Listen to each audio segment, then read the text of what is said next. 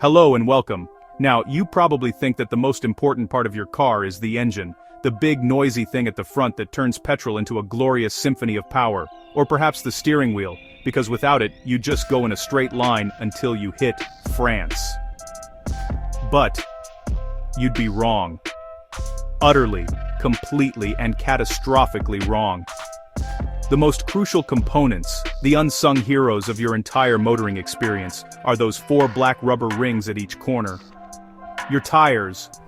They are the only things connecting your several-ton metal box to the planet. And because they are so monumentally important, today, we're breaking down the different types of tires and what they're designed for. It's not just about getting something round and black that holds air. It's about getting the round black thing. You wouldn't wear flip-flops to climb Mount Everest, would you? Of course not. You're not an idiot. Well, the same principle applies to your car. Putting the wrong rubber on your rims is like sending a concert pianist to a boxing match. It's just not going to end well for anyone involved, especially you. The importance of choosing the right tire for the right terrain cannot be overstated. It's the difference between gracefully carving through a corner on a beautiful summer's day and spinning off into a ditch in the middle of a blizzard. It's the difference between conquering a muddy field with a triumphant roar and getting ignominiously stuck, waiting for a farmer with a tractor and a very smug look on his face to pull you out. So, pay attention, because this might just be the most important lesson in motoring you ever get. Right, first up, the all-terrain tire. This is the Swiss Army knife of the tire world. It's designed for people who live in the real world, a world where one day you might be on a perfectly smooth motorway, and the next you're bumping down a gravel track to go fishing or escape your mother-in-law. These tires are supposed to give you a bit of everything. They have deeper, more blocky tread patterns than a normal road tire, which gives them a fighting chance when the tarmac runs out and things get a bit lumpy and messy. They're a compromise, a diplomat trying to keep everyone happy. The idea is that you get decent, comfortable, and relatively quiet performance on the road, so your daily commute isn't a deafening, bone-shaking ordeal. But when you do decide to venture off the beaten path, they have enough bite to get you through moderate mud, gravel, and dirt without immediately giving up and waving a white flag. They are, in essence, the sensible shoes of the tire world. You can wear them to the office, and you can also wear them for a brisk walk in the park. They won't be perfect for either, but they'll do the job without causing a major incident. However, and this is a big however, being a compromise means they aren't the absolute best at anything. On the road, they'll be noisier and less grippy than a dedicated highway tire, and off-road they'll get overwhelmed much faster than a proper mud plugger. If you try to follow a Land Rover on full-blown mud tires through a bog, you will get stuck. It's a brilliant solution for the occasional adventurer, but if your life is one extreme or the other, you'll need something more specialized. Think of them as a very capable amateur, but not quite a professional. Now we move on to something far more serious: snow and winter tires. In many parts of the world, winter isn't just a bit chilly, it's a full-scale Arctic assault on civilization. The roads become sheets of ice, and the world is covered in that white fluffy stuff that looks lovely on a postcard, but is, in reality, a treacherous death trap for motorists. In these conditions, a normal tire, a summer tire, has all the grip of a Teflon-coated eel. It's utterly, dangerously useless. You press the accelerator, the wheels spin; you press the brake, you just keep going. It's terrifying. This is where the winter tire comes in. It's a masterpiece of clever chemistry and design. The rubber compound is completely different. It's packed with silica, which allows it to stay soft and flexible even when the temperature plummets below freezing. A normal tire goes hard and brittle, but this one stays pliable, allowing it to mold to the road surface and find grip where there seemingly is none. Then you have the tread pattern. It's covered in thousands of tiny little slits called sipes. These act like microscopic squeegees, biting into the ice and snow and clearing water away from the contact patch. The result is staggering. On a snowy or icy road, a car on winter tires will stop in a fraction of the distance of the same car on summer tires. It will accelerate without fuss and go around corners without launching you into a snowbank. They are not just a good idea. In many countries with proper winters, they are a legal requirement, and for very good reason. They transform a car from a helpless, uncontrollable sled into a confident, secure mode of transport. If you live anywhere that gets properly cold, fitting these isn't a choice, it's a fundamental matter of survival. And now for the hooligans, the brutes, the heavyweights of the tire world, mud terrain tires. These are not for popping down to the shops. These are not for the school run, unless your school is at the bottom of a quarry. These are for people who look at a swamp and don't see an obstacle, but a challenge. Mud terrain tires, or MTs, are designed with one single glorious purpose in mind: to find traction in the sloppiest, deepest, most unforgiving mud you can possibly imagine. They are the motoring equivalent of a pair of Wellington boots filled with concrete. Look at the tread.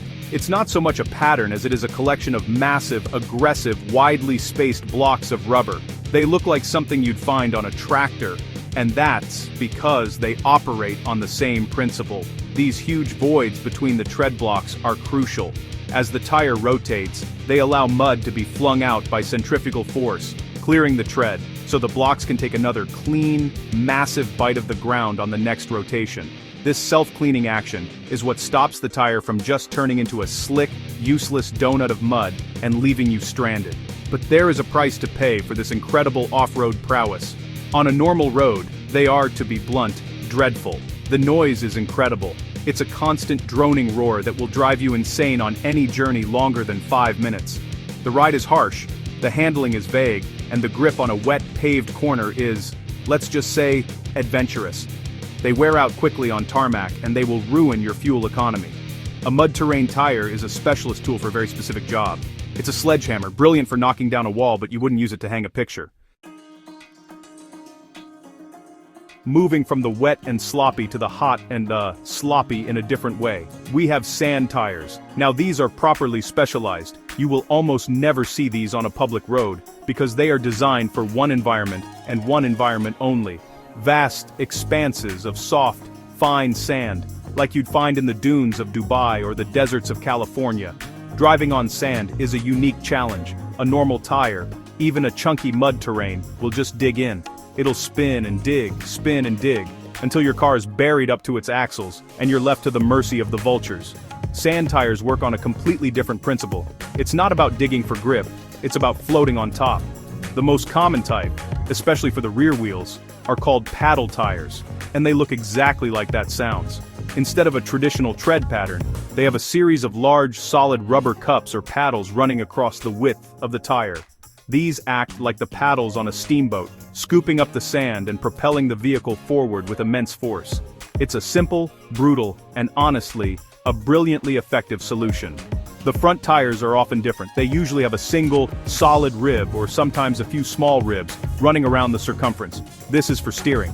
It provides just enough directional control to point the vehicle where you want it to go, without digging in and acting like an anchor. Using these tires transforms a vehicle in the sand.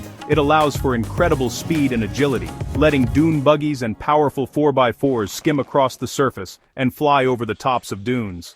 It's a very specific tool for a very specific, and frankly, very fun, playground. Right, let's get back on the tarmac and talk about something a bit more exciting. Performance or summer tires. These are for the sort of person who thinks a speed limit is a friendly suggestion. They are designed for one thing: grip, maximum, unadulterated, face-bending grip on dry and wet roads, but only when it's warm. These are the tires you'll find on Porsches, Ferraris, and any serious sports car. They are the athletes of the tire world, honed and toned for pure performance. Forget comfort, forget longevity, forget fuel economy. This is all about speed. The magic is, again, in the rubber compound and the tread design. The compound is very soft and sticky, almost like chewing gum, which allows it to adhere to the road surface with incredible tenacity. The tread pattern is typically much simpler than other tires, with wide, solid tread blocks and fewer grooves. This is to maximize the amount of rubber in contact with the road, the contact patch. A bigger contact patch means more grip, which means you can brake later, accelerate harder, and carry frankly ludicrous speeds through corners.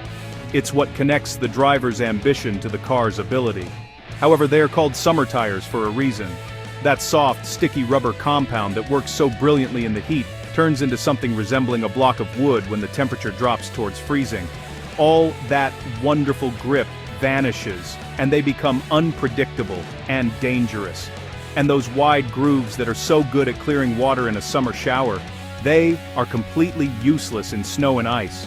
A performance tire in winter is an invitation to have a very expensive accident. So they are brilliant, but they are divas. They only perform when the conditions are just right. Finally, we arrive at what is, for 90% of the population, the most sensible and logical choice of tire, the touring or highway tire. If the performance tire is a sprinter, this is the marathon runner. These are not designed for heroics. They are not designed for climbing mountains or setting lap records. They are designed for the mundane, everyday reality of driving. They are engineered to take you, your family, and all your luggage from one end of the country to the other with the minimum of fuss, noise, and expense. They are the unsung workhorses of the road.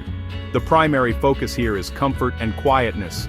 The tread patterns are intricately designed with variable pitch tread blocks and special grooves to cancel out road noise, creating a serene and peaceful cabin environment. The rubber compounds are harder and more durable than those on a performance tire, which means they last for tens of thousands of miles. This focus on low rolling resistance also means they are more fuel efficient, saving you money at the pump every time you fill up. It's all about making long-distance driving as painless as possible. Of course, this focus on comfort and efficiency comes at the cost of ultimate performance. The grip levels, while perfectly safe and adequate for normal driving, are nowhere near what you'd get from a dedicated summer tire.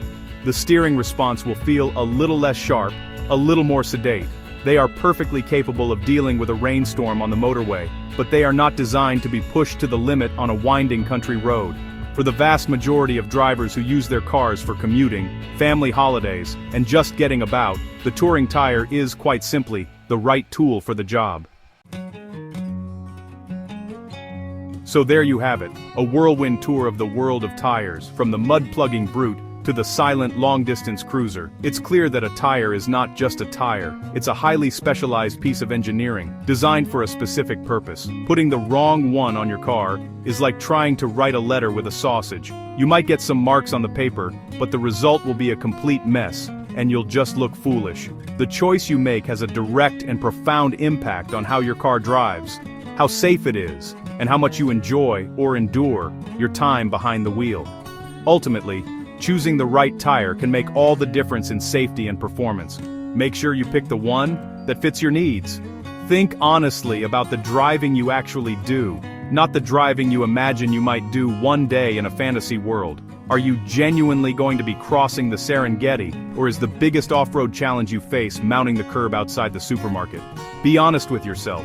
Your car, your wallet, and quite possibly the emergency services will thank you for it.